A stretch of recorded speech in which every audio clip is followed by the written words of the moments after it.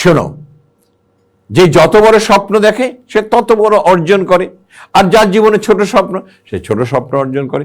তবে একটা কথা বলছি, তুমি কোথা থেকে এসেছ, কোথায় যাবে সেটা তোমার ব্যাপার।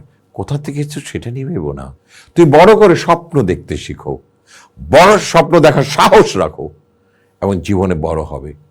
যে যত বড় স্বপ্ন দেখে সে তত বেশি জীবনে বড় হয়। তুমি একটা জিনিস চিন্তা করো, তুমি দৌড় দেবে, তুমি মনে করলে, তুমি সাহস রাখলে আমি আজকে 10 কিলোমিটার দৌড়াবো, তুমি দৌড়ানো শুরু করলে বড় স্বপ্ন যেতে যেতে যেতে যেতে যেতে যেতে 5 কিলো 6 7 8 9 যে হয়তো থেমে যেতে পারো, কিন্তু তুমি 9 কিলোমিটার পার হয়েছো বড় স্বপ্ন। আর যে ছোট স্বপ্ন দেখেছে 5 কিলোমিটার, সে 1 2 3 4 4 কিলোমিটার 5 মিনিট করে শেষে।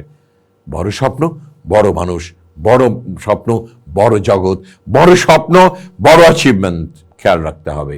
ছোট স্বপ্ন, ছোট মানুষ। তুমি জীবনকে বড় স্বপ্নের মধ্যে সমৃদ্ধিশালী করো। তুমি তো একবার জন্মেছো, দুবার তো জন্মে না।